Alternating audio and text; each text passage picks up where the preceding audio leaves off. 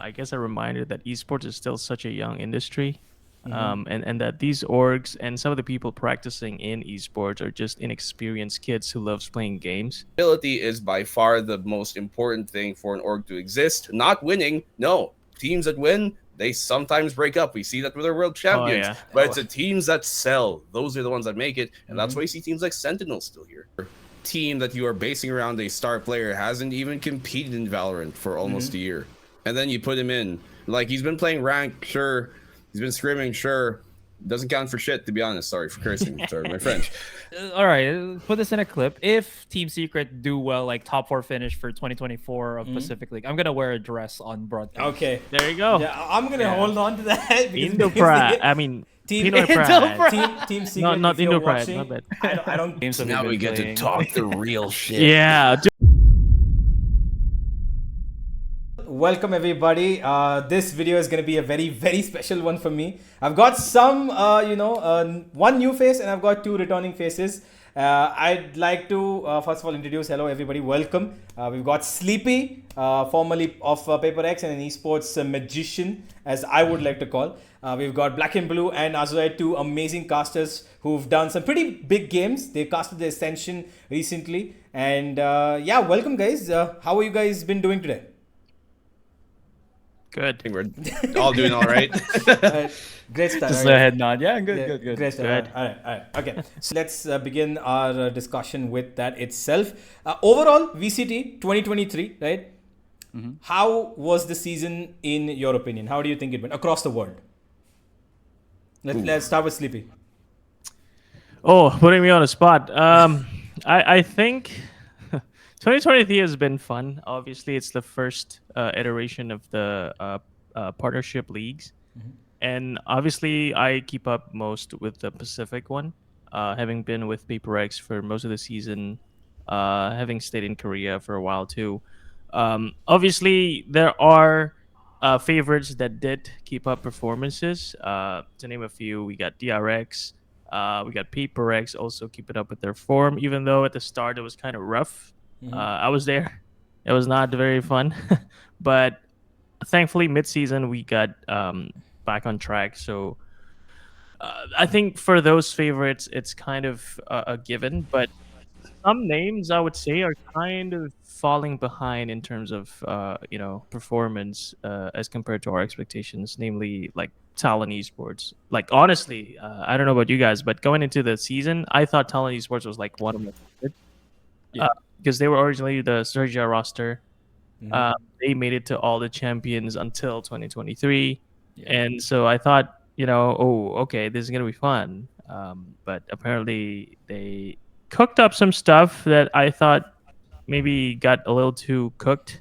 And it kind of blew up in their faces. So yeah, some fun surprises, but also some not so fun surprises. I think that's...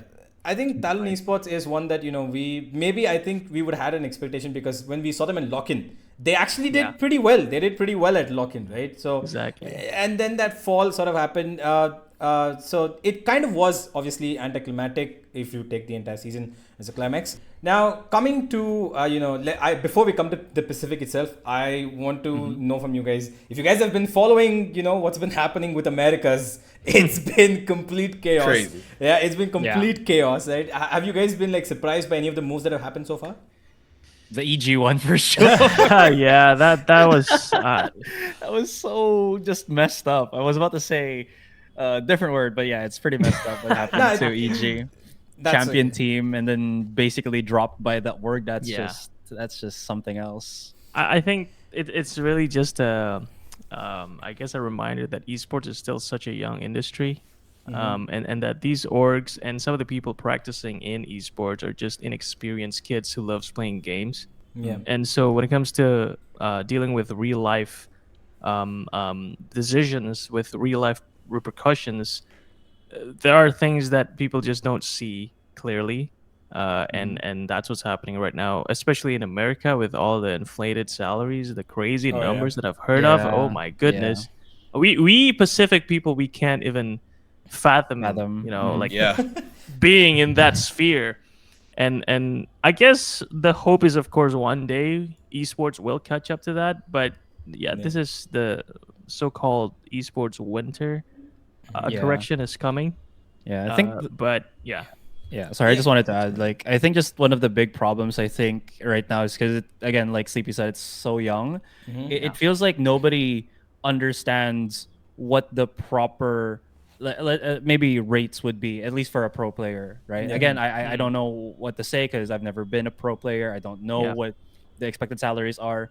But if it is overly inflated, I think I saw somebody from Fnatic tweet about it, about sustainability over being able to satisfy, oh, I got this huge paycheck for this one, but then after the year after that or 6 months after that I got nothing. So a focus on sustainability feels like something that I feel needs to be very much focused on by the orgs as well. Yeah, they had mentioned, I think one of the people had tweeted out saying, I'm not quite sure to what extent this is true. Like, where they said either take the salary or don't play in franchising. Not my problem. Like, straight up Giga Chat feels like a fanatic thing to do that they would do with the social media. But there is obviously been that kind of a shift that you can see that only the Americas has that kind of a problem, right? Now, if you come to the Pacific, obviously we've got a lot of players who, can demand that level of a salary. But because we've been in that sort of org-centric bubble, I would say, people love making teams more than just individual players. Then that also is like in a double-edged sword, because we see that the American players or the players who play in NA, they've got more of a brand value. Let's say Tens or Zelses or these people, they got so much value which comes when it comes to their, the streaming or their videos. But that doesn't come as much, I would say, to the Pacific side. BNB, what do you think about that? Do you think that's something that, is a problem in terms of salaries? Well, part of the reason of that too is because you look at a lot of anything happening in the West will automatically be seen as the front page of what's happening in the scene, right? Anything that happens on maybe on Tense's side or NA in general, that's going to be on Twitch. You don't see the streamers in Pacific who are streaming on maybe a website like Bilibili or a website like Africa or a website like even Facebook. You don't see that. Even and YouTube, those numbers, exactly. YouTube, YouTube, it doesn't translate. I know in Indonesia, YouTube is one of the bigger platforms as well. Yeah. And CP's one of the exceptions, I think, on Twitch, but it doesn't come across that way, and so it's interesting that numbers don't always translate for Asia as a whole in general.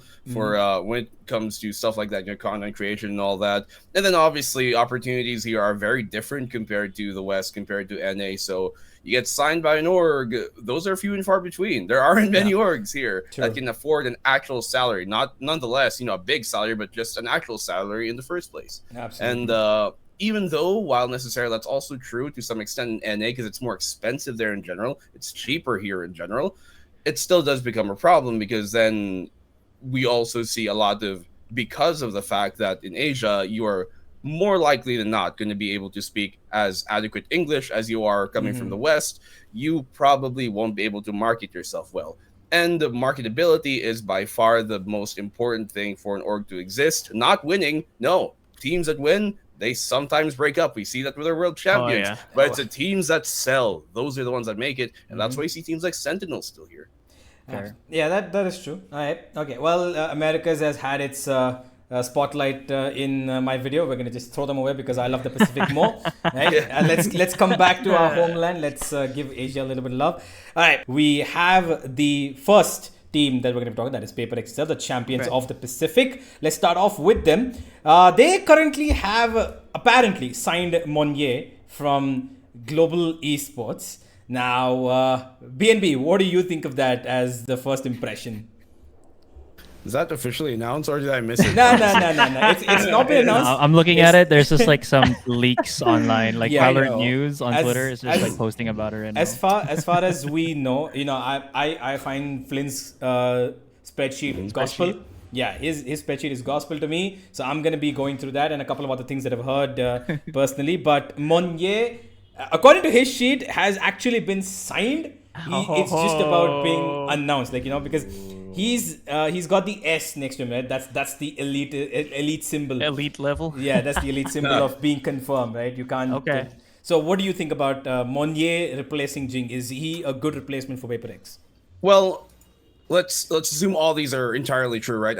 As of the date of this recording. And so when I do look at Moniette, a lot of players, viewers might be more kind of familiar with him being on global, right, and him playing different roles, but he's always been a badass mother effer on the duelist. And when you know it comes to Paper Rex, they're not going to add more util, they're going to add another duelist because they want more firepower. And Moniette, by far to me, I think in 2022, before the turn of the year, when he was on Onyx, was by far one of the most impressive young guns I have seen in the entirety of Asia. When it comes to a duelist, he would destroy teams single-handedly sometimes in some rounds when it came to VCT APAC at the time, before we even had these franchise leagues. And I think he's a perfect fit. I think opinions of him from when he was in Global are just completely nullified because he was on a team that did not fit him. They had too many duelists. They're taking away his main role, and they just simply did not play to the level that I know he can play. And so for him to join a team like Paper Rex, it just tells you that if this is true, then they definitely agree that he is a exemplary player. And I couldn't think of a better young duelist right now, maybe barring a handful, maybe 3 others that could even contend with him when you think of young duelists that exist in Asia right now who have experience playing at least professionally. Absolutely. Sleepy? It's kind of, sorry, I just wanted to, it's kind of insane. I'm looking at his Twitter right now. I actually did not know that he's 18 years old. Wait, what? He's freaking young. Nah, yo. He's 18. Like, look at his Twitter. I'm looking at it right now. It's his 18. He wasn't allowed to play in VCT for the first half of 2021. So that's how young he was. He had to wait a full 6-7 months until he could play in stage 3 of 2021. And unfortunately, he didn't make it. But still, it just got super interesting until I did not know he was 18. I genuinely thought he's 22, 23. No, he's a really young gun. And so when we played him in offline tournaments back then, we were like, who the hell is this guy? He comes up and just is crazy, Chet. Crazy. Nice. So to add to BNB's point about taking away his prowess by putting him in different roles and stuff, I think with him joining Paper X, an off tangent point, well, not really an off tangent, but a point that supports that is that then Forsaken doesn't have to fill that duelist role. Because honestly, since Forsaken has taken up the flex role, it's been amazing for Paper X because his support, his game sense, his ability to support his teammates to go into sites to get information for the team to play off of it is just insane. And I can't imagine just having him back on Duelist and then having someone else fill up that role. So it's kind of like a double points, Okay, Moniette, the most insane Duelist player in APEC right now, I would say, is now joining Paper X, and that allows Forsaken to stay on the flex. I think that's the perfect conclusion to this Rostermania for Paper X. And fun fact, I used to be in a team with Moniette back then in 2020. Really? Yeah. So first strike came around. Moniette wasn't allowed to play, so I had to stand in for Onyx. But we had some opportunity to play some Mickey Mouse tournaments, as you call it. And let me tell you, the way he plays is just different. The world might seem slow to him when he plays Raze or Jet, and so I think that is such a perfect fit for Paper X. And if it's true, I'm very happy that this is the outcome. Can I ask, do you know which game Moniette came from, or is he born and raised in Valorant? I honestly don't know. I think he might have played some CS, but I think Valorant, I mean, he's only 18, for fuck's sake. So it's probably his third year in a game, and he was starting out at 15. Bruh. So would you say he's like a Monezi level? Prodigy? Monezi is a different beast, though. I don't want to get into that because I don't watch CS anymore. We're comparing CS and Valorant already, universe, dude. Yeah, okay, yo. I will say just to add real quick. Paper X always known to pick up some insane talent that's been their signature, where they always pick up some I don't want to say random, but some young prodigy and Yeah. just incorporate it so well into the roster. Yeah. Plus, I have been saying this in comparison with some of the other teams, you always have to have at least some level of more younger players than older players in Valorant. At least it feels that way because you need the reaction speed. You need that Yeah. confidence coming from those players. And you usually see that from younger players over the older ones. That is And true. it's good. It's good now that Forsaken. I can say is a veteran now in Valorant, right? Even though Yeah. Valorant is such a young game, And he's he's still just as young. exactly. He's just as young, but he's now way more experienced with all the games he played in the deep runs of the tournaments that he's True. gone through, right? So maybe that's the new formula of some Valorant teams. I'm not saying it works for everyone. Like I've been saying, PaperX, the way they play this game is that they don't have a primary IGL, but to achieve that kind of performance with that style, they have to have 5 players with insane individual talents that have the same vision. So every time there's an opportunity for them to do something in the round, it just comes in a split second. They don't have to mull over it. They don't have to, start a podcast mid-round and discuss, yo, should we go A, should we go B, what do we do here? They just go for it. And I think someone like Monyet is just the perfect fit for that kind of playstyle because I just watched his stream just now. He's playing Jet. He just dashes in, man. He doesn't give a shit. So Yeah, I mean that's kind of the question that maybe I would like to throw in, a spanner in the work. That do you think Monye would be going in for Jing's role, or do you think Forsaken would take up Jing's role and Monye play the flex? Like because we don't know what role he's going to be jumping. Because would Forsaken actually go back to duelist, or would he stay? What do you guys think? It depends on the map because the reason why they picked up Monye is for his raise, and I feel like Jason or Forsaken doesn't play the raise, and there are a lot of maps that PaperX likes to play the raise on. I feel that could be a big reason. So to answer that real quick, it's gonna depend on the map, but primarily we would probably see Monye more on the duelist. All right. Okay. yeah, I would agree. Yeah. yeah. Yeah. So Also to the point that at least Monyet is also Indonesian, so it doesn't hurt that Mind Freak and Oh yeah, that's true. Forsaken are already there. Oh so yeah, actually, yeah. I completely chemistry-wise. forgot about that. I can't believe myself. Monyet is Slowly Indonesian. edging out the Singapore Yeah. and the Malaysians. Damn, Yeah, okay. but that's I was just worried about PaperX not having a Singaporean player because they're a Singaporean org, Yeah, hey yo, you talking to me? Global Esports. Oh, I see what you're trying to say here. Okay, Yeah. but Okay. yeah. Okay, okay, we'll get to them later. Okay, let's move on to the next team. Okay, let's finish up the team that is not gonna have anything happen. DRX just officially re-signed Stax, Zest, Mako, and Abi. It's most likely that the rest of the squad remains as well. Only team perhaps that they are the only team I think in the entire VCT that's not probably changing their squad, right? What do we think about DRX? Is it a good thing? Is it a bad thing that they're continuing? Do they need a change? What direction are we looking at? I think it's pretty indicative of just the culture in light of the higher kind of scenes of Korea esports in general, where they really like to get and improve upon and build upon, talent at an early age all the way down as much as they can as an org. And for the former Vision Strikers, that should already tell you a lot. The fact that this is just not even the first or second kind of reiteration of a team that they've had, and they've stuck together this long, they'd swap in maybe a fifth, sixth man every now and then. It's only right. And I mean, this is kind of the trajectory after that last loss that they had. And I think most people kind of expected them to not really change too much up anyways. That's the whole point about DRX. They wrote the book, they want to continue writing the next chapter, and now we're looking at if maybe this team still can, re-innovate, which has always been, I think, a problem for them, and that's why we saw them kind of struggle during Champions. We didn't really see much new, compositions-wise, nothing new, and even with them not swapping players, it's very on character is what I'm going to say. If this is D&D, they are role-playing really good for DRX. Yeah, that is true.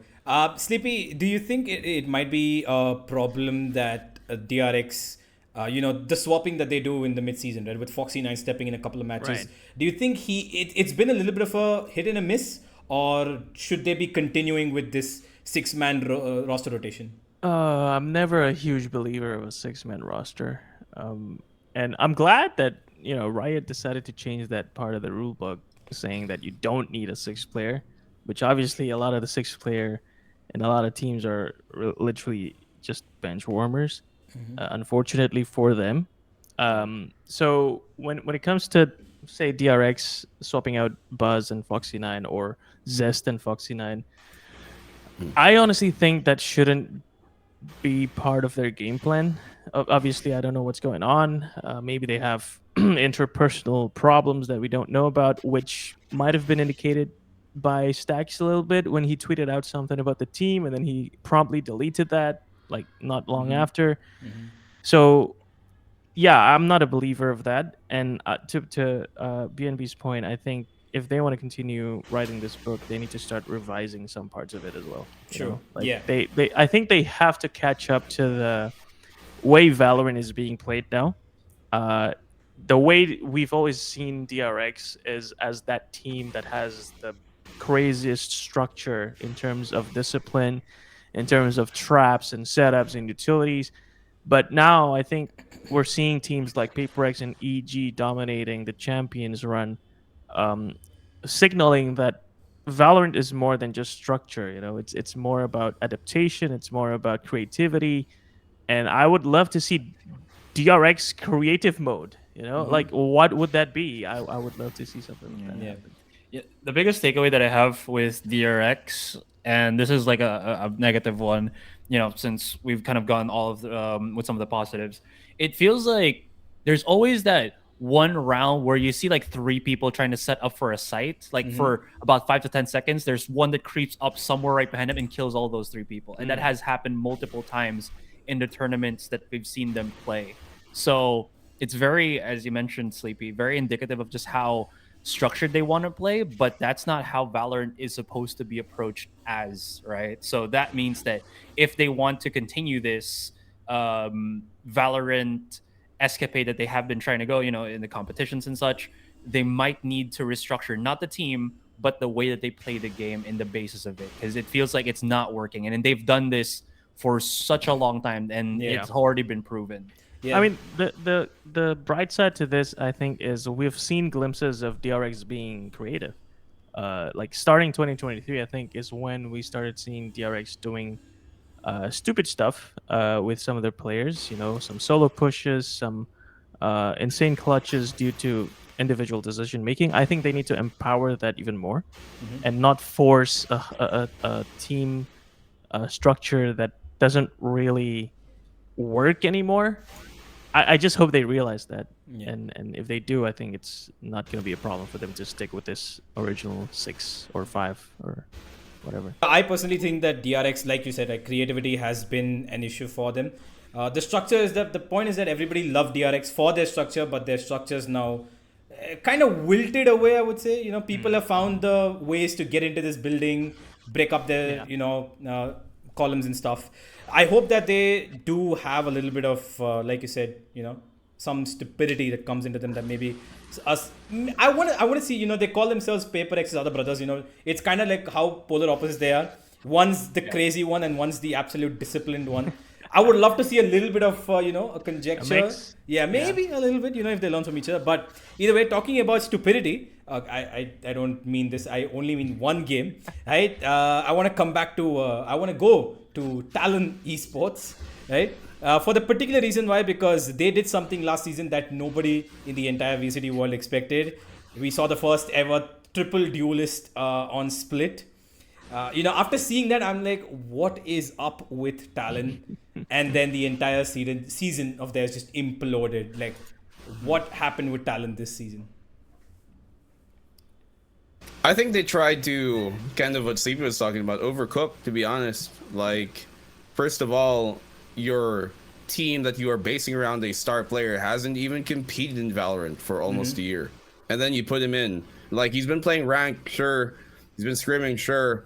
Doesn't count for shit, to be honest. Sorry for cursing. Sorry, my French. And it kind of became almost like the expectations that were upon them maybe also mentally kind of did something, because you came into lock-in, we talked about that, they did so well with a team that arguably wasn't even supposed to be the actual by the roster way, just read. if we guys remember correctly, they actually beat EG 2-0 in VCT lock-in. Right? Exactly, right. And then they had, kind of Ingarnet S playing on in there, not even Pati. And then things kind of got weird where they did this triple duelist. And to be fair, I don't think it was a bad idea. Just the way that they were playing it did not make sense at all. I was watching that game, just on my computer, and I was thinking, if you have a triple duelist, why are you doing this? Why are you doing that? I think there's too many things going on that's kind of curious, and I wouldn't be surprised if there's a lot of shuffling that happens in terms of the roster of the team, not only the players, but even coaching staff. I wouldn't be surprised, because there was some very, very, very questionable decisions made throughout their entire run in the Pacific. Yeah, it's been confirmed though, right? They've released 2 players. And they released 2 players and their coach. 3 are the squad abilities. Yes. You got your wish granted to BNB. To be honest, I'm surprised it's not more. I wouldn't be surprised if they don't swap out more. Alright, spill the tea, man. Who do you want gone? Yeah, okay. I'm We're having a little bit of an attack session. Okay, but okay, they're the team that had the complete Thai roster, right?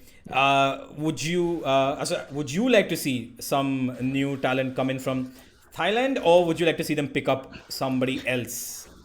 I actually don't know which ones are available, like are on free agency here. Let's give it a little bit of a thought, right? Let's go to a bit of the T1 side, okay? T1's Munchkin is available. They've still Kape is also pretty much. I'm pretty sure that he's not going to be sticking around.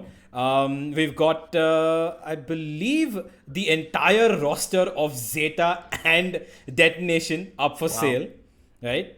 And between all of that, we've also got Benkai still lurking around the corners, right? I'm pretty sure. I think Sleepy has some information, but I don't think he wants to. He's gonna keep it. Okay. So we've got a couple. Right? We got a good bunch of people. Yeah. Do you think they Imagine need to if innovate? they actually pick up Carpe and you just have dude. like 2 Overwatch players on Talon now. Something about Talon is I don't know how well they converse in English though. Like, what are they gonna do about that? Because I think. Yeah, I don't think it's gonna translate. Not about English, but do they speak any other languages? Do we know if they speak any other languages? Cruz, I don't know. Cruz is good. He went to an international school. Patty is decent, but yeah, since I don't he know played about with what was it, like Dallas, right? For Overwatch Dallas, League? right. Yeah. I mean, if I can hop into the question, I think they should go for other Thai talent, and that is because simply of the fact, if you look at SEA, the only other country rather, that has as much in-depth talent as Indonesia is Thailand, by far. Like, you look at Ascension, and Search are the team that made it, but one would argue they're not even supposed to be the team that made it. It's supposed to be made in Thailand. It's supposed to be full sense, if anything else. True. And then you can start to talk about Search. That's 2 whole damn rosters of teams and players that you can look at and click out, some great individual players that came from even former teams, maybe, players that came from, the former Sharper teams back in the day. And I think they should really go for other Thai talent, because it's such a deep region. It was by far the biggest powerhouse region before Paper Rex really had their, big crescendo moment. Yeah. Fair. Agreed. I was just gonna say, like, I've heard some rumors, I can't confirm, that they might be looking at picking up some myth players. So it's the right choice. That's not too surprising. 1 and 2, I think it would be good, because some of the myth players were actually insane. But they got the case of the PaperX Grand Finals runs. They just can't win the Grand Finals to qualify for Ascension. Who are the myth players right now?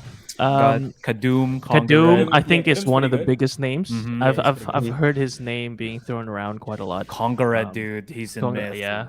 We had Wanna Fly. Wanna Fly, yep. I think Beta went back to full sense after losing the Grand Finals, right? So that's curious.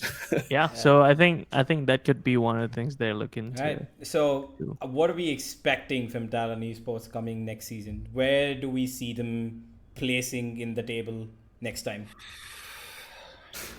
I'm just so hard happy to to say. see. Yeah, it's so hard to say. But what I'm happy to see is that It's they such a were diplomatic crazy enough. question.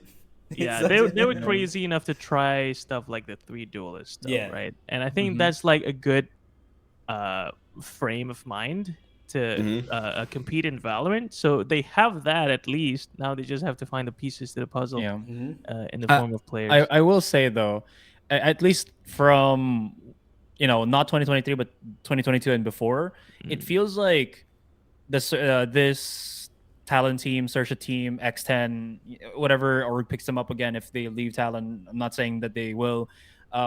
This is a team that I feel like their play style is what I kind of wanted DRX to be. Like they have insane set calls. I don't know if it's Cruise that sets it up or what for the team, but it looks so good and so smooth when they actually execute it, and they execute it well. So if they can bring that back when they have their next debut tournament that they join, this is going to be a talent that's definitely something to watch out for. Yeah. All right. Cool. Talking about the tier 2 talents being picked up, let's head to the country that I belong to. Global Esports apparently have currently been trialing John Olsen from Full X-Full Sense. Oh, Yeah. spicy. Yeah, so he's been kind of tearing it apart. He's been a pretty, I would say pretty good duelist in his time, right? And they're currently trialing him. I'm not quite sure whether that's gonna, fall through or not. But as of right now, thanks to their official video saying they're gonna do a rebuild, their whole, bottling up the entire names they got, their entire roster so far, as far as I would presume, has been chopped off. So it's a complete rebuild, same as I would say Genji and Detonation and Zeta, who are also looking if at all they retain something. But Global Esports have been linked with Blazer King from Boom.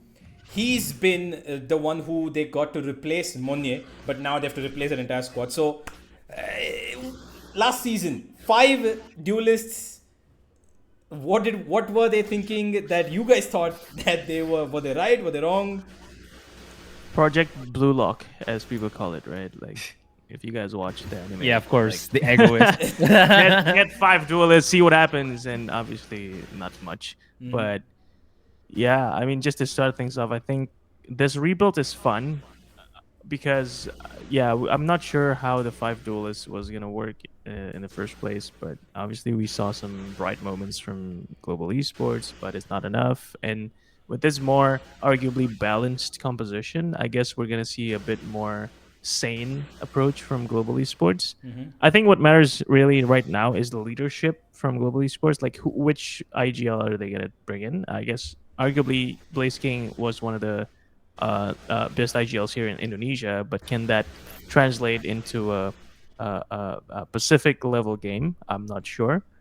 I've also heard that they're letting go of their coach, right? And they're going to replace the coach, if I'm not mistaken. I'm not quite sure about the coach. I think Spin is still there. Okay. I'm not sure if he's going to be going. As far as Flynn's sheet, translates it, it seems that he's going to be there. But they did let go of Eraser, just right. Oh, yeah. Eraser's gone. Right. Yeah.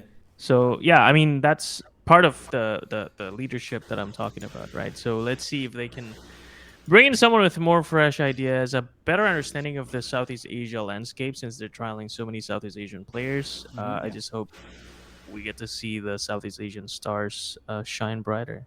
Yeah, and there's also a big question of how far are they willing to invest in this new roster as well, right? Because it's already been proven that if you have the capability to invest in a team, even if you lose like the first year or maybe even first year, right? Yeah. There's always a better chance that you bounce back so much harder on that second year. True. So, and Global Esports, I feel like has been that roster has been that org that even though, again, it feels like they are willing to invest, they're not willing to invest in the long term. So that's always like an issue for Asia Pacific, for South Asia. So I don't know how far this is gonna go, but hopefully for the best, right? Yeah. BNB, I have a particular question for you. Of course, we touched about this in the previous time I spoke to you as well. When it comes to South Asian players, it's been always the thing that, talent, even though there's an upbringing of talent pool, we've not been able to establish ourselves onto the international scene.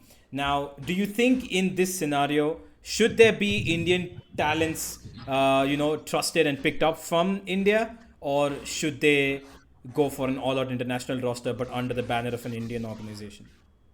It's a very That's a very interesting question, like philosophically, because you wonder now it's going to be about, do you put the best of the best in the front line, or do you put what you would otherwise like? Because personally, I would like it to be kind of not necessarily enforced where like, oh, this team needs this amount of players per region. It would be nice though, because then you get to, at least put X amount of talent from every single country forward, and then you get to see, because I do think they did deserve an opportunity, especially being in Asia where those opportunities are not easily given, right? I would like to see by default minimum 3 Indian players on this team, and by default minimum 3 Filipino players on this team.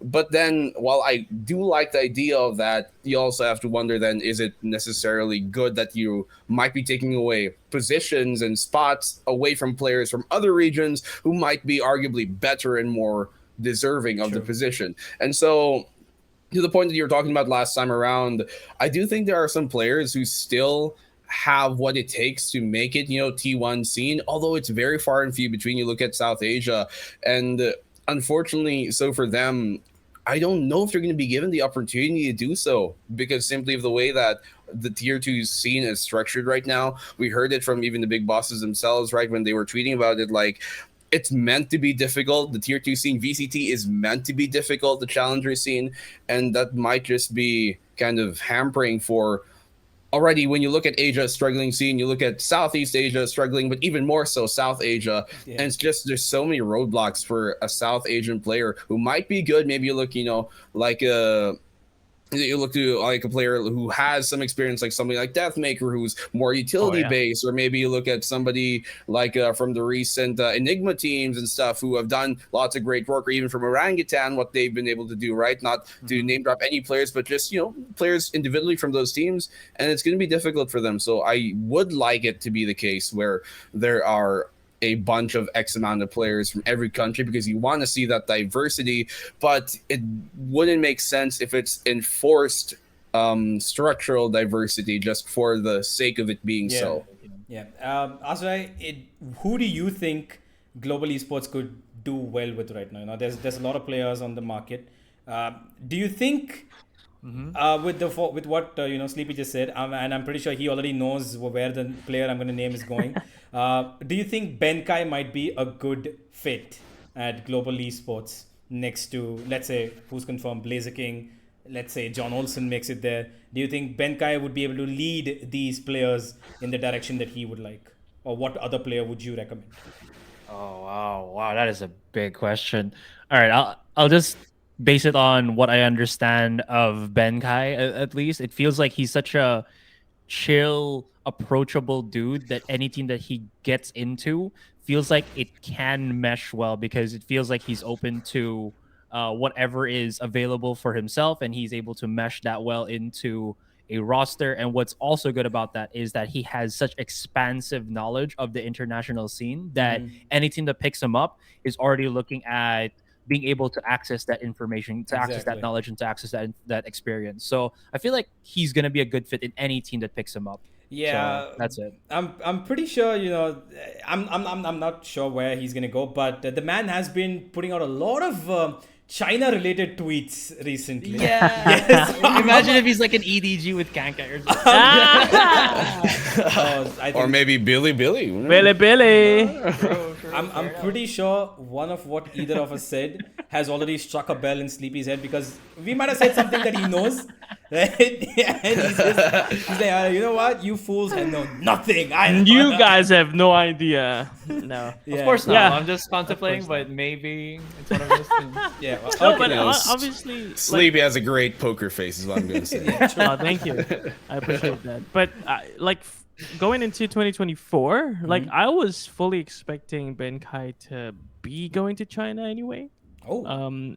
But I'm not saying he is, but because of his, China-related tweets, people are going to be led to assume that he is going to China, which I think could be a good thing for him, because, one of the reasons why I think Benkai got benched in PaperX is because he he just doesn't fit PaperX anymore in terms of where PaperX was going, because PaperX was going for more firepower, in your face kind of play style. While Benkai, I think, still have that structure that maybe a team like DRX would favor, right? And a region like China, who's just now getting into Valorant, could benefit so much from a True. person like Benkai. Like, he can bring all the experiences, all the structure, all the lessons of being an actual T1 professional player to a baby region like China. I'm saying baby region, but China is huge. Like, it could probably be one of the biggest regions, if not the biggest, Well, in Valorant in the next year or two. Yeah, I'm just. But yeah, they're still catching up. I'm like, so Benkai could help them a lot. If Benkai is just doing all this for the bait, man, I swear.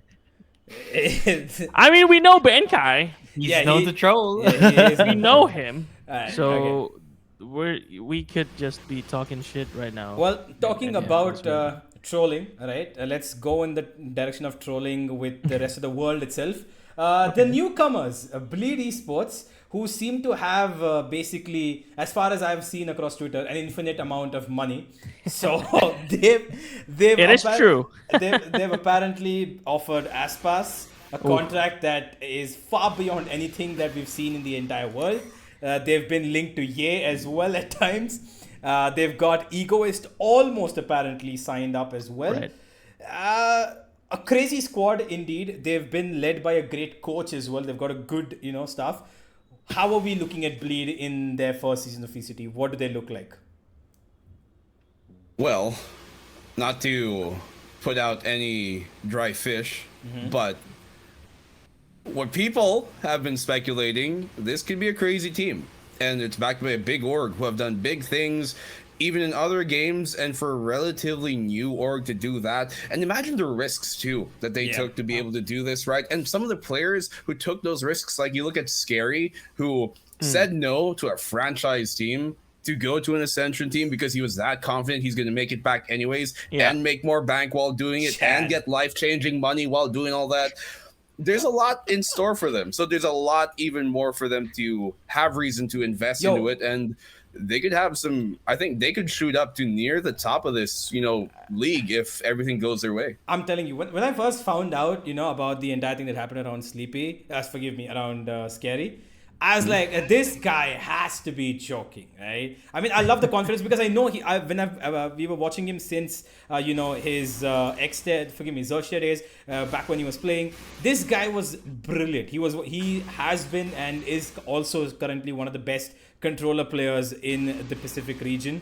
And when this guy came to the finals and I saw Bleed, you know what, these guys are there's nobody stopping them. No scars, no bonkers. There's nobody stopping these guys. And this guy deservedly tore his way through. Slippy, he's here. Now he's going to have probably a more, world-class, I would say, duelist, because Juicy, of course, he's experienced with the SEA, but he's got no international experience. If Aspas makes this team, right, let's say if it's real, how do you think they would fare in the upcoming season?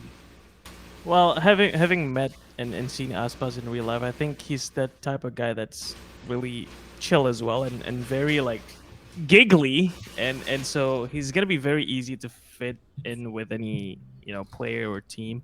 So on that aspect, I think that's nothing to worry about. And yes, Aspas is one of the best duelists I've ever seen on stage, on the screen. Yeah. And I was actually rooting for them back in Champions, but hey, anyway. Do you think he'd want to, though, considering how well they've been doing still? I think it might be a consideration. As far as we've seen, apparently Bleed have offered him money that he cannot even think of. So and aside from that, I think we've also heard rumors about Aspas not faring well with their teammates, with his teammates in Loud, and I don't know if that's true. I mean, or not. if you like Sword Art Online, I mean, we're not going to be good teammates either. So no. Yeah. Alright. Also, okay, to put things into more perspective, Leviathan have also offered him, have given him a solid offer. He's also got an offer apparent. I'm not quite sure how true this one is. Leviathan, I know, is from a dedicated source. This has been looming online, but he's also been linked with NRG, which is also, again, a crazy thing. Like, they were talking about Marved, Victor, Crashies, Sadak, and Aspas. Now, that is a team. Realistically, what do you guys think Aspat should be choosing? Bleed, NRG. Let's keep it just the two. Who do you think? NRG. NRG? 100%. Again, if you're somebody who's already reached the pinnacle and you want to keep doing that, you don't want to start, even if it is going to be a team that is already competing for the within the international scene. You want to have someone with, or we want to start with somewhere that has a lot more above level. You know what I mean? And NRG, I feel like, fits that bill if that is the roster that they're going to be playing with. If Aspas joins that. Right. That's just my 2 cents on it. Sleepy, I want to ask you now. The rest of Bleeds, right? Roster, Darion, crazy guy, Egoist, who's rumored to be joining. Okay, let's talk about the core three: Darion, crazy guy, and Scary. Now these three have stuck with Bleed for quite some time. We had that one little moment where Bleed quit Valorant, and then they came back, and then now the rest is history. Do you think? Scary, I'm pretty sure, can do it. Crazy guy is a great IGL as well. But can they consistently perform week in, week out at VCT Pacific League Tier 1? Can they do it? There's definitely a chance that they can be at the top of the league for next year. Because this roster is actually pretty stacked individually. With their new additions, whether the rumors are true or not, I think they're going to do just fine faring against some of these other teams. And obviously, these other teams are also making changes, so we don't know. Like, we can't really compare them to the teams that we've seen this year. Yeah. Like, it's going to be totally different next year anyway, right? So if we're trying to compare historically, I don't think it matters. And I think if we're going to assume what's going to happen next year, I think Bleed's going to be fine. I think they're going to be easily top 5 for the Pacific. Yeah. There is one thing that I'm not quite sure how far this can go, but do you think Texture, if Aspas doesn't fall through, do you think Texture could be somebody they could utilize in this roster? Maybe, but I think they're going to be cooking something else. I think at this point of the league, being Bleed, I think they would want to utilize that one import allowance. They would want to get someone from outside. I don't know how. Like, as far as we've known, some of the MEA players or NA players, they were only considering offers from NA or MEA. They rarely consider offers from Pacific, right? But this is Bleed we're talking about. Hey, we got the bag. So maybe that's something that can sway them in this direction, and I'm all for it. It's gonna help us out here in the Pacific. Maybe one day we'll lift that trophy. Oh yeah, soon enough. You're so close, man. So close. So close. Well, okay. Talking about rumors again, Texture currently, if Bleed, of course, don't pay heed to him, he's been currently rumored with the next team that we're going to talk about, RRQ. RRQ's been a little up and down. They just signed Estrella, right? Yeah. They are looking at maybe retaining a couple of their players. Flipsider might be there. I'm not quite sure. He's likely to be there. Tuga is probably not going to be continuing as far as it looks. And EJ also has been, in the air. So they're kind of on the fence. But RRQ, I would say, a kind of, expected season from them, mid-table. Last season. I think it's very hard to say. No, last season. I'm talking about last season. Oh, last season? Yeah. Oh. I mean, they did a great job with ideas. Yeah. They had a good recovery, though. It just felt like, specifically started where you expected teams that should perform well, performed well, and then like 3 weeks after that, that's when the teams that were at the bottom started performing well. That was Global Esports, that was RRQ. So I felt like there is that level of just adjustment for them. So putting them in another spot where they're picking up new players, and especially Korean players. I don't know how the communication, like CP mentioned with another team a while ago, would go. But at least from what I've seen with Texture, if they do pick up Texture, I kind of like that, because Texture, I feel like, was so overshadowed with that previous team that he was on. It felt like he just did not have the time to shine with the previous roster. Yeah, I know. Also because, Estrella, of course, is, again, another Korean player. So I think they're trying to build that, a little bit of a Korean core there. If they get Texture and Estrella, there's going to be good chemistry between them, I believe. And I'm not quite sure who they are looking to replace Tuge with. But if you guys have Anybody that you think RRQ needs to be picked? Because we've seen this, that RRQ has its reputation, right? I'm not gonna throw it out there completely, but we know what RRQ is kind of been about their VCT roster. In the beginning of the season, they had a lot of memes pressed against them, but they did better than what a lot of people expected. So if you think RRQ needs to step up this season, let's say contend for that top 4, maybe even try to get to that top 2, who do you think would be a good fit for them from the player pool that we currently have? Well, they'll need a controller for sure if Tuge is leaving. Yeah. There aren't many of those that you can consider to still be at a high, like the highest tier, that are currently free agents from what my immediate estimation would be. I mean, do they want to stick with... Isn't Xfero still with RRQ though? Xfero is. He can fill that controller role, I guess. Yeah, just to kind of put it out there. So maybe they're gonna make him as the only controller, not the primer, but the only controller for RQ. Just to put it out there. Yeah, that I mean, more can kind of Viper as well after running double controller. Viper's pretty sick. I think they need a duelist, so Texture is definitely one of the biggest candidates. Yeah. I mean, we have Aspas. Honestly, if Aspas goes to RRQ, man. Yeah. That's not gonna happen at all. Yeah, unfortunately, probably. I mean, there's Yay. So. There's Yay. Oh yeah, of course, yeah. That works.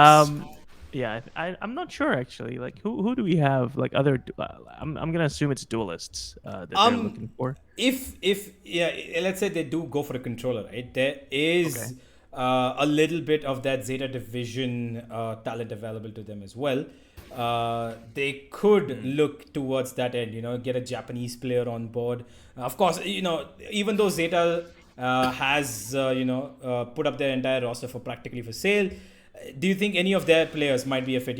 Crow or Sugar Zero could maybe come in and give, like we mentioned, he could step in and let Zefero fill in that controller role. Do we see anything that happening like that?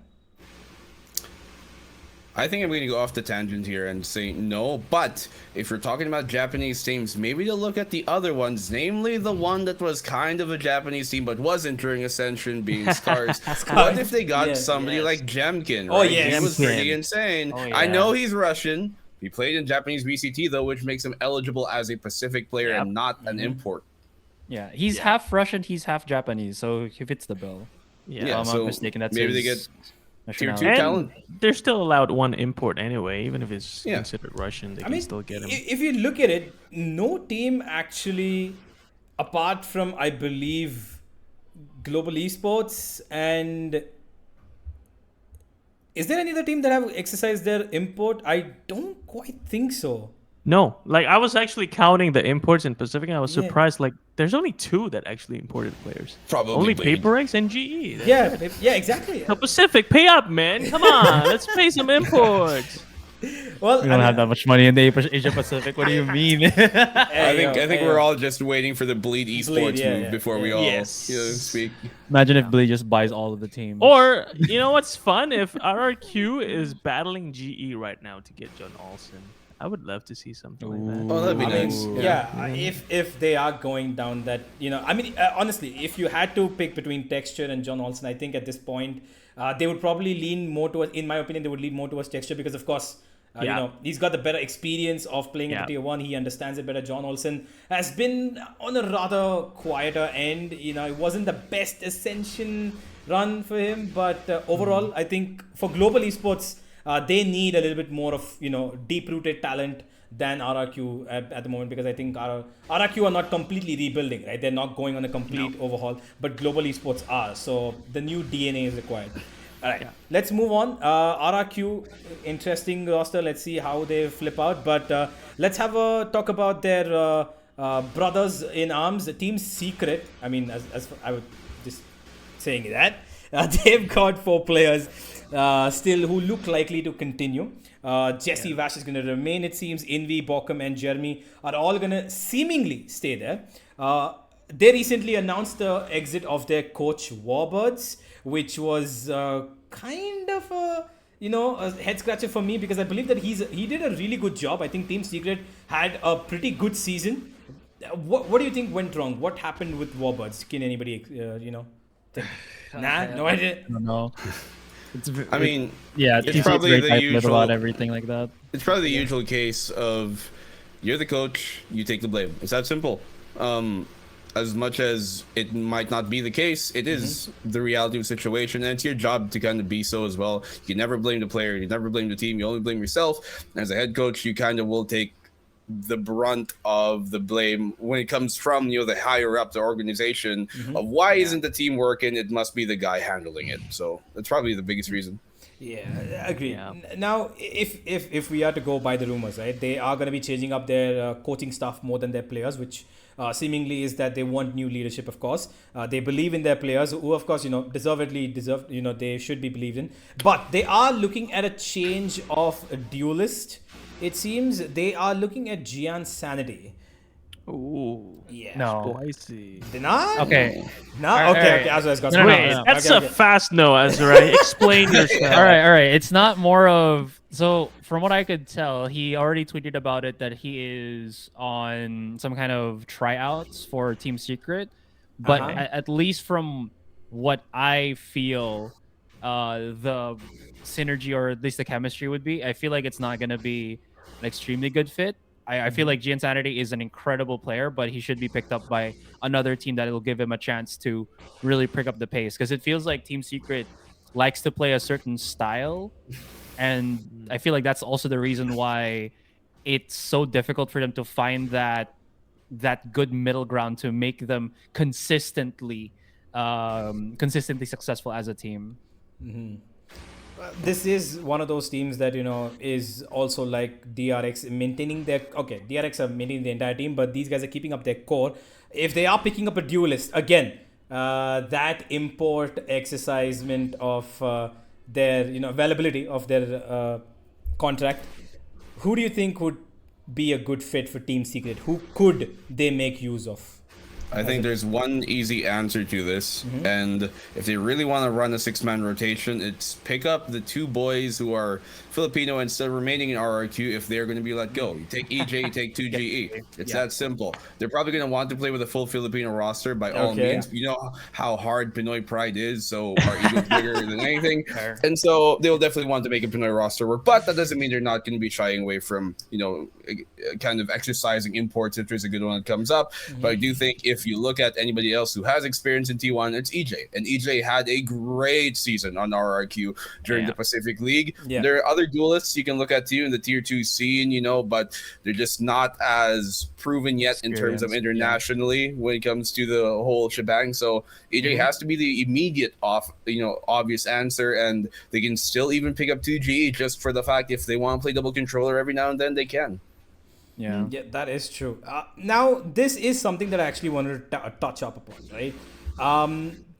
Whilst we did see that, from the tier 2, from Ascension, whatever, a great plus teams, right? We are seeing a couple of players being picked up here and there. From D+, Esperanza has been in rumors for a couple of spots, right? Do you think we will see... like Estrella got picked up, right? We've got Esperanza roaming around. Do you think Lakia, who's been rumored for the moment with both Detonation as well as Gen G, by the way, he's been rumored with both of them. And we've also got, in the other end, we've got Scars with their roster doing, individually really well. We've got, Naos as well. They have pretty amazing players. Ja, again, and a brilliant player. Do you think these players could be a good fit in the tier 1 in any team for that point? That's the biggest testing ground, but I do think there's a bunch of tier 2 players you could argue are deserving of the spot in tier 1. Wasn't that the whole kind of, I guess, issue some people had with the franchise league at the start, was that you're losing a lot of spots to players who arguably might deserve it over others and just don't have that opportunity because there's only so many slots, right? Like there wasn't even much Indonesian slots left or much Thai slots left, so like where are all these guys playing? So I do think that those guys you named, Universe, are pretty deserving of a chance at the very least. Yeah, definitely. Yeah. Okay. Fine. That is what we've got for Team Secret. Now let's move on to the three teams that are absolutely in. Actually, before we go there, let's talk quickly about T1. They're the only team so far, apart from DRX, who kind of solidified their roster. Right? They got rid of a couple of them. We've got Munchkin. We had Ban come out. We've got now Izu, who's been signed. We've got King and Excurate.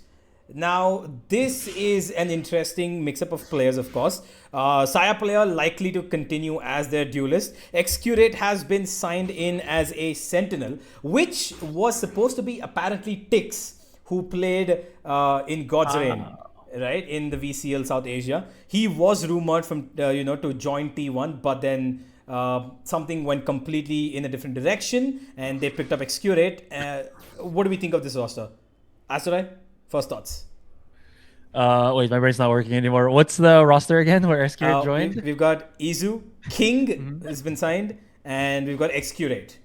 For which team? T1. Saya player, Zeta, probably to continue as with an X. Yeah, with an X. Yeah. I honestly have no idea because Excurate just came into the scene. Yeah. He talked. Everyone was probably thinking that he was going to join Paper X, but it's gonna be this team.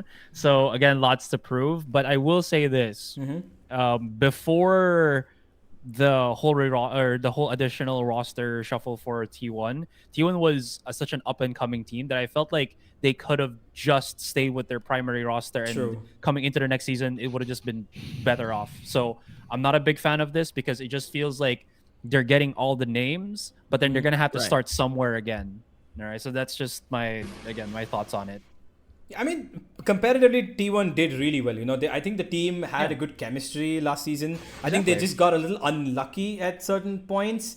There were moments where it kind of felt like, okay, what the hell are T1 doing? But they kind of managed to, round off the season not too bad. But I'm pretty sure they were seen as a team that could have been, in the top three. Right? Oh, yeah, absolutely. They were before the season started. Sleepy, what do you think of this roster? Do you think Excurate coming in straight up into Tier 1, he's not played Ascension, he's not played Tier 2. Do you think that might be a problem? Oh, I think it might be a problem, personally speaking, because we're seeing him play a lot of ranked games right now. He's top 10 on leaderboards consistently since the past 2-3 weeks. That's great. I think that's a minimum requirement for you to be a Tier 1. Yeah. But again, a team setting is so different. And now he's going to have to settle into a team where you're surrounded by Koreans. How are you going to deal with your comms? Are you all going to be speaking English in favor of one person, or is he going to have to start learning Korean? What's the dynamic with all that, right? Wait, isn't it, to be fair, though, a lot of the players for T1 also came from NA, so they should have English. I think they calmed in because Saya player, obviously the guard before, and then Carpe, Overwatch, all that. So I think they are an English-speaking team. That's a good point. I think then it's not going to be that much of a problem. But again, Excurate, as you said, Asurai, he hasn't been proven. And he hasn't been in a competitive scene for quite some time now. And, dude, everyone's hoping that this is going to be a good one. And the Indonesians love it so much. I mean, he's the older brother of... Yes, the brothers, the derby, right? Yeah, it's gonna happen eventually. Forsaken versus Excurate. Honestly, I think everybody's just at this point waiting for not just Forsaken and Excurate. I think they're waiting even for the younger one. To come and at some point, to come and join. Then we got a triplet of brothers playing on the same team. Team should offer him a scholarship. Paying for school, and once you're graduated, enough of age, just come and play. Knock, bleed esports. Honestly, I want to know. I want to talk to their parents, man. They what the hell were they eating? Because they're fun, man. Because bringing up three, even the younger one, if we've seen a couple of highlights, he played on Forsaken's part stream, for a bit. Yeah, that one stream, dude.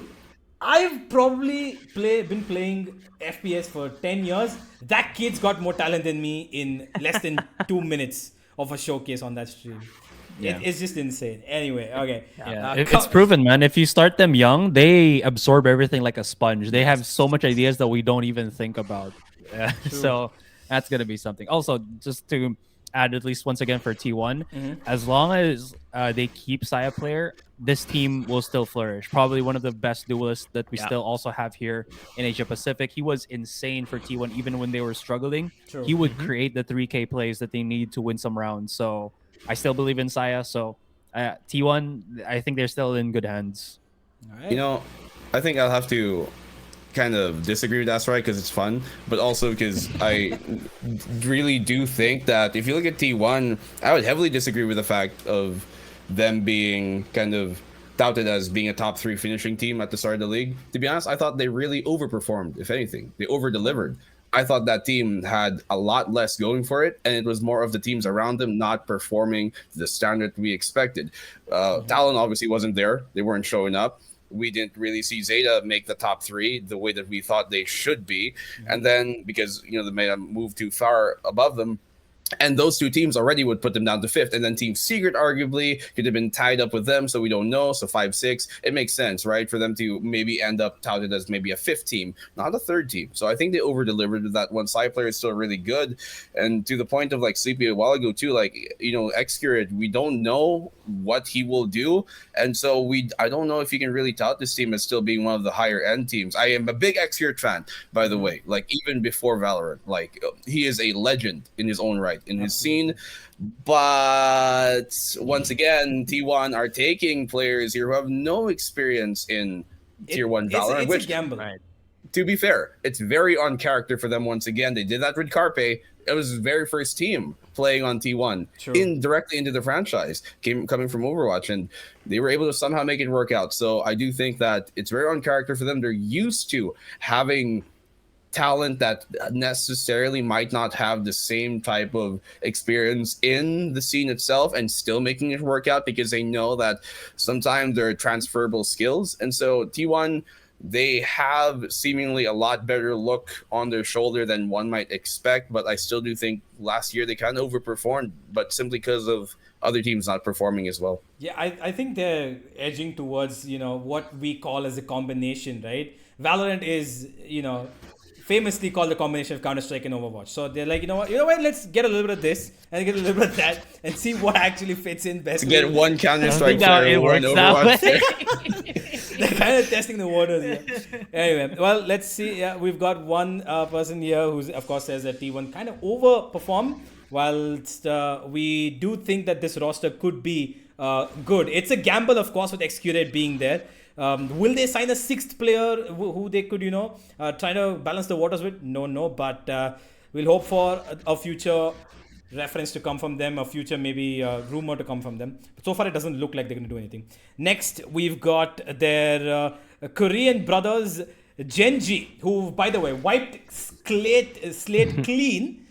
Entire roster thrown right into the bin with just Meteor left now. He's likely to continue as the duelist, but no coach. You know, when I saw the sheet, right?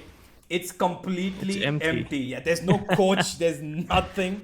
There's only Meteor and one rumor of Lakia as the initiator. What do we even talk about Genji? Like, do we have any clue as to what direction they could be heading in? I don't know, man. I think let them cook. Just let them cook and see what comes out. And I'm just gonna assume that probably Genji's gonna stick with the Korean formula. I think they're comfortable with that, so we can expect that. And so maybe we're gonna see some of the free agents from the tier 2 teams come up in the next few weeks from Genji's social page.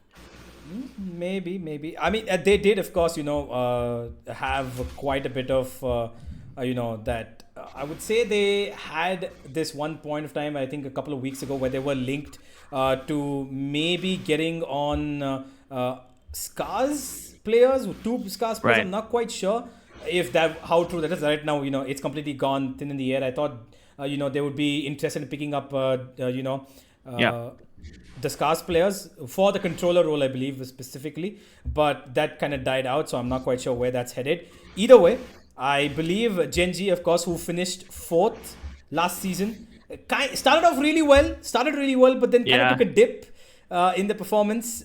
Where do we see them heading this season? Let's say they have a couple of, let's say they pick up, I don't know, Sugar Zero from the Japanese region. They get another couple of Koreans. Let's say Carpe maybe moves to Genji. How do we? What expectation do we have from Genji next season? Not much for me. Yeah, they have the lowest expectation, Basically, right? that's basically the thing. No, I don't know. I guess on the roster building part, you have to ask yourself first, are they sticking with the Korean team, yes or no? If your answer lands on yes, then you have to look at the Korean scene in general. What was the team that made it on through? It was D+ into Ascension, and that team, by all means, disappointed based on the expectations of what they were supposed to be. True. So now do you pick up players from that team? Like, yeah, a player like Alao is great, and then you look at the rest of that team who they got. Lakia, obviously, and he's also great, but who else do you fill in this Korean roster with? You look at the rest of the Korean scene during Korea VCT, and then D+ just ran through everybody. But then when I talk to some people a bit more invested in the Korean scene, some of the players there apparently think like D+ kind of got lucky, or they just, hit their stride during that run and they got hot at the right time. So it's really difficult to kind of feel the full Korean team right now just based on tier 2 talent. So you're going to be very, I think, stretched out if you're only sticking with that. So the answer probably falls to somewhere between, you get maybe 2-3 Korean players and then you fill everything out with who else you can scrap up, I guess, is Genji's idea. Something to support that theory is that last year they were actually trying to get Elmi more, right? So I think they are open to getting players from outside of Korea. Now it's just a question of who and if they can beat the other teams who are actually trying to get those players first. There is a bit of a thing that I personally believe, because I kind of love watching this team. But of course, a couple of their players are now not going to be able to. I'm not quite sure if they're going to come back. Fancy United. They've got some really interesting players, right? Ficio, Nizzy is absolutely brilliant.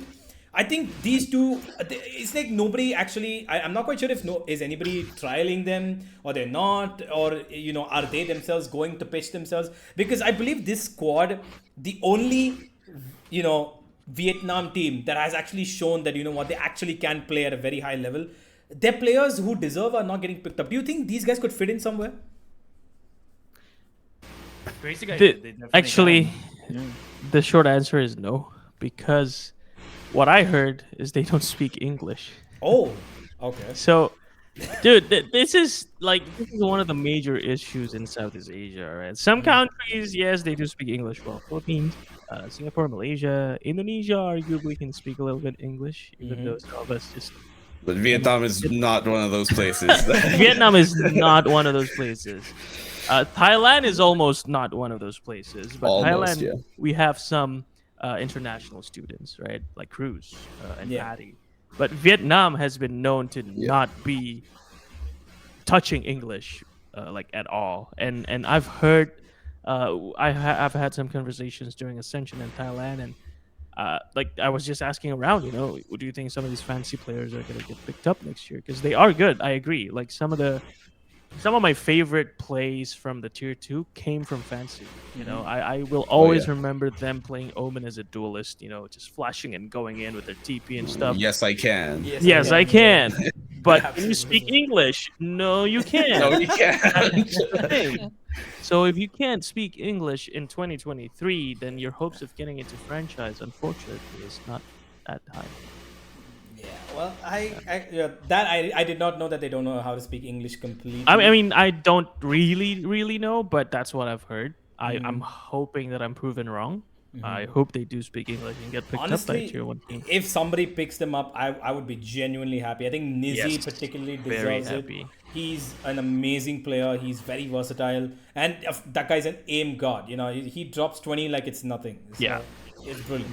They're good. Now coming to the final 2 teams, and I kept these 2 for the last because again they are going through the complete sale of their teams. The 2 Japanese partner teams, Zeta Division and Detonation. Detonation, of course, they detonated themselves last season, but Zeta also kind of disappointing from them, given that we know what their roster can do. For now, Zeta have put up their entire roster for sale. They are looking for open tryouts for players. They've announced it on their Twitter. And on top of that, they also are looking for a translator, which means they could be looking at a bit of a coaching change, maybe a translator between the players and the coach. Do you think that the Japanese talent pool is deep enough for them to dive into it? Scars, could they pick up somebody from there? Or should they be looking at other regions? Let's get Asurai the Weeb to answer first. Okay. Not sure how Sorry, to the word. otaku. Yeah. Otaku, thank you. Not sure how to word this, but if there's any like international player that comes into the division, you're absolutely right. If you know a little, if you know how to read, watch anime, you probably know some of the words to kind of just get the ball rolling for communication, right? It's only just the simple ones that you have to understand, and they'll just follow up. But yeah, I feel like that's just it. I don't know what to say about Zeta Division. I just kind of was so disappointed that they couldn't utilize Laz last time. So Yeah. basically that. Last time. It's a Last time. That was not a good one. Not a good one. Yeah. Okay. Sleepy, what do you have to say about? You know what?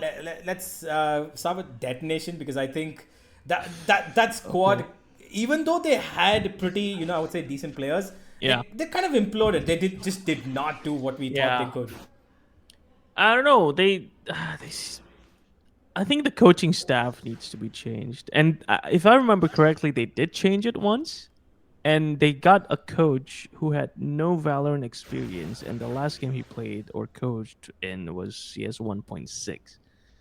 So that's like too outdated in my view. And like, how are you going to catch up with all these meta changes if you don't even play the game? Like I am one of the, I don't know. I personally feel like coaches need to at least know how to play the game. Yeah, you'd think. So, like, you can catch up with these people. You can keep up with them, Like, your players are doing all these shit in the server. You can't even keep up with what's going on. That's not going to work out, right? Yeah. So, I think that's where it should start with DFM. It doesn't really matter which talent you get from anywhere. As long as you have a direction, you have a vision, then it's going to work out. But Yeah. I just doubt that that's what's in their minds right now. Yeah, and to kind of add to that, at least now remembering for Detonation, they definitely need that new vision, because one of the biggest issues I remember when we were doing like panel for whenever Detonation's there is I always said that Suggest needs to play over Soldem, if I remember correctly, just because Soldem felt like he was just a solo player, a player in ranked, trying to do something in Pacific League. Like, you would just see him dive into a site without any utility whatsoever and just hope that he gets a catch, and that never worked out. So that's such a 2020 2021 kind of play style, and you're bringing that into this year of Pacific League. This is and that what what's so worrying about that is that they did it over 10 weeks and it didn't change. So obviously something behind the scenes is watching this and saying, yeah, it's good enough. It's fine. You can dash in and just die every round. We don't have to do anything about it. So that PaperX were doing it. Why can't we? That's so different. They have a really good support system in terms of like how they execute. Isn't that the thing? I think if you're looking at DFM though, they kind of got bit by, they kind of pulled the short stick here that there's two Japanese orgs, DFM, Zeta. Zeta's the big one, DFM are not. The best players are going to go to Zeta. The not best players are going to go to DFM. And frankly enough, Japan isn't deep enough of a region to field that many tier 1 players. To have 10 players, it's a stretch, to be honest with you. There are some, maybe on Scars, these guys kind of, showed up. Yoshi, half Filipino, half Japanese, but still counts for Japan, and he did pretty well. And then you look at some of the other players on that team, on what they were able to do, like from their former squads as well, like Toroneko, he was actually reliable. So maybe they can scrap up some tier 2 players from Japan. But if you're DFM, I think you just maybe get 1 or 2 max, and then just look elsewhere, because you are going to be perplexed to try and look for tier 1 capable talent right now in Japan. It's just simply not deep enough and not competitive enough at the highest level. Yeah, adding to that, they taking up, I think they've taken the advice of a lot of people after telling DFM, what the fuck are you doing. They have been linked with Allow, and Lakia as well. So Lakia currently, I think he's Korea. Yeah. So they've got two Koreans in their radar, but Lakia has also been linked to Genji at the moment, so I'm not quite sure where that's heading. But Allow and Lakia, if they do go to Detonation, do you think that a Korean mix-up would be a good thing for them? I mean, Probably. experience. Yeah, It's an upgrade. Yeah. It's an upgrade, yeah.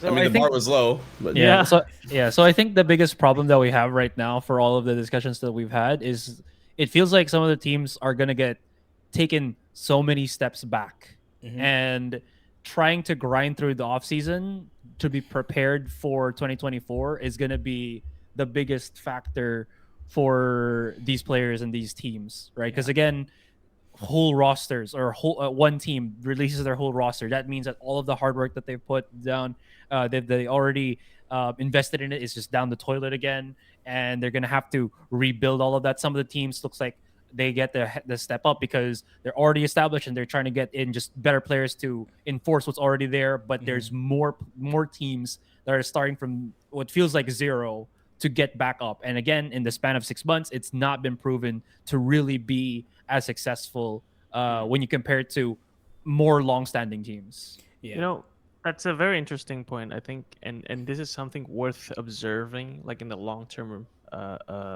life of Valorant, is how can new teams catch up with established teams? Like, if you look at PaperX, they have the 4 core players plus 1. And we look at these other teams, like you said, Asurai, like they're rebuilding from scratch, or they're removing 3 or more players to replace them. And with the way Valorant is, with so many agents and maps and utilities, and they're always ever changing, like, will there ever be a team that just get assembled in 1 week and then beat the PaperX? Will there ever be such a thing? I think that's one of the interesting questions I want to get an answer to in the next year or two, because it's tough, man. Maybe not in a week, but a fresh team coming into the next year, I think it's definitely possible, because that's what PaperX were, right? They come up and then they were like nobody. They came into the game rather late compared to everybody else. And then they were the new team that started beating everybody within a year. You're talking about 2021. Yeah. I was going to ask, that's 2 years in the making, right? When they were still getting beaten by Team Secret and Sersha. Yes. And SMG back then, and Reality Rift, right? And then they came up on their own and then started smashing everybody else within the span of less than a year. So I think within a year's time, you can get, especially with an FPS that moves this fast. I haven't seen an FPS that had this fast of a meta change. Overwatch doesn't count because that's on the FPS, So but fast. for fast moving FPSs, this moves really fast for a tactical shooter, to be exact. You could say that about certain regions, but the fact is that Valorant is so volatile. The fact that you have a team, you make them for a year. At the end of the year, if they're not anywhere close to where you would even think them to be, like for example, Global Esports, the team's gone. So they don't even get that chance, right, to kind of maybe disrupt the ecosystem. So maybe we'll hopefully see that, that some team, decide, okay, you know what, let's not mess up our roster. Let's go through with this, give them a chance. Maybe, one addition, one subtraction, maybe. But before I do conclude this video, though, there is one particular team that I do want to mention the players of, which is Boom Esports particularly, because I think they've got very interesting players who could fit into some of the tier 1 teams, especially RRQ, maybe Team Secret. If the Indo-Filipinos want to kind of mix up their rosters. Of course, Blazer King already been linked with Global. He's kind of almost there, but I want to know if you guys think Famous, Severine, Shido, Berserks, can they go anywhere? Berserks and Famous for sure. They can pick whatever team that needs them, and they'll just swimmingly be the... What is it? Both of them are duelist players, right? So definitely something you kind of want to have, especially if it's Indonesian duelist players. You want to have that good firepower. I think I heavily disagree with Berserks, but let Sleepy continue because he's from Indonesia. Yeah. Sleepy's more... I think I would favor Shiro over those two, because Famous and Berserks have been known to... Yes, they have super explosive powers in game, but they don't always have that. They're always up and down, and it was proven in Ascension. I was always talking to someone who's beside me in the audience, like, yo, this game is gonna be easy if Berserks and Famous plays. They didn't. Like, and that's, to me, is very worrying, because when you need them to show up, you can't have that reliability. And so, as sad as it is, Berserks was one of my players when I was coaching Alter Ego. He just wasn't. He's just not in the form that he was anymore. But I think when it comes to one of the players from Boom, I think Shiro has my vote to have a place in like a tier 1 team, personally. Yeah, I have to echo that statement. If you recall, during their elimination match versus Bleed, I think it was like what, semifinals of Ascension. Yeah, it was Famous and Berserks who kind of were the lowest performing players, at least on the leaderboard at the end of the day. And so, maybe Severine, but I think Shiro, it has to be kind of like the standout performer so far, which is really disappointing, I think, aside from maybe Blaze King coming from Boom, because at the start of 2022, to be honest, from the offseason of 2021 moving into 2022 VCT, I thought they were going to be the winners of SCA. I thought the only team that was going to challenge was Paper Rex, because they were so good during the offseason. They were beating everybody, and I thought, like, it's going to be Indonesia's reign. It's going to be maybe Paper Rex and Boom, and then Onyx top 3. That was my prediction. It just never came from Boom. And then once again, coming into Ascension, they just could not make it happen once more. And it's unfortunate because they have great players. It just seems to be when the big times come, them as a whole just cannot find it and keep it together. Yeah, well, that's been pretty much it, guys. Thank you so much. But before I do let you go, I'm gonna ask you, for your which team. I just want straight up. Okay, just throw out the answers. Which team do you think is gonna be in? Which team is gonna win the VCT Pacific League 2024? Paper X, man. There's no. Yeah, I know it's kind of an obvious question. Monyet, hello. Azra? Yeah, Paper X. Paper X? It has to be Paper X, BMB? dude. One way or another, it's going to be a Singaporean team. If it's not Paper X, yeah. it's going to be. Okay. Okay. All right. Okay. Bleed is being thrown into the mix here. Not naming, but there might be. Okay. Who do you think is going to be? Who is going to be the most improved team in your opinion from last season? Comparatively speaking, DFM. Okay. I think we know what we're talking about here. Yeah. Yeah. All right. Okay. And do you think if there's any team that could possibly, I don't want to see it, but if there's any team that could disappoint based on what we've seen, who do you think might end up not performing to the level that we might want them to? This can't be DFM, by the way. Don't say DFM. As a Filipino, Team Secret, because I want them to. Yeah, because I want them to perform. I obviously feel and know that the players deserve even more, but it seems like they just have that hurdle that even through the years of them being together, same time as Paper X, I think, like 2021, 2020, they were already together. They still haven't reached that next level. They only had the couple of big stints on international scene, just the one game, and then it's all over. So if they don't disappoint and they improve like drastically with the new duelists that they're trying to pick up, even better. BNB, you agree?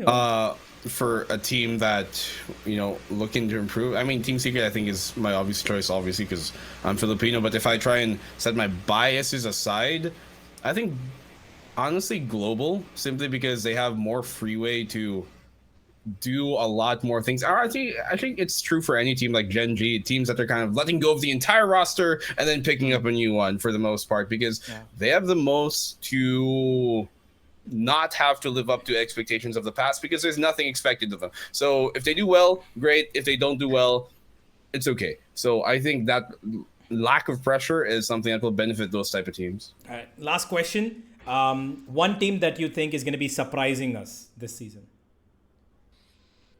I need to double check the teams again for Pacific League. In one way or another, Bleed Esports. Bleed. Okay. DFM. Okay. You know You what? know, I'll go T1. I'll go T1. T1? Okay. Yeah, Okay. yeah. I still have a lot of faith in that team.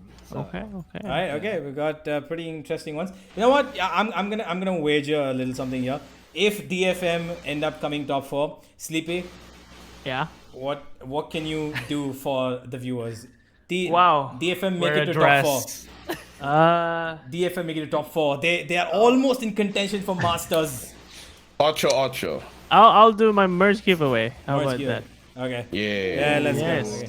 I mean, you guys already got one, BNB, and that's Aw. right. So Yeah. Oh, I it's really good Maybe, merch. you Really know. good merch. By maybe the I'll way. give it to. Oh, I'll just give it here's to you. one.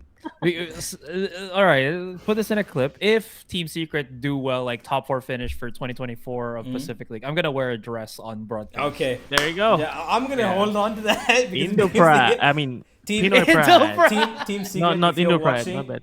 I don't. Okay. There you go. Yeah, I'm gonna hold on to that. because Indo Team Pride. Secret- I mean, Team Pinoy Indo Pride. Pride. Team Secret. not if you're Indo Pride, watching, my bad.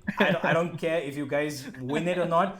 You are coming top 4 just for this man to wear a goddamn dress. Little do you guys know he's gonna do it anyways. Just for the Yeah, old- probably. True. But at least, right? Win or lose. There's a lot more at There's- stake here. It's like a confidence boost that he gets. Oh, my team's doing well. The team that and all that.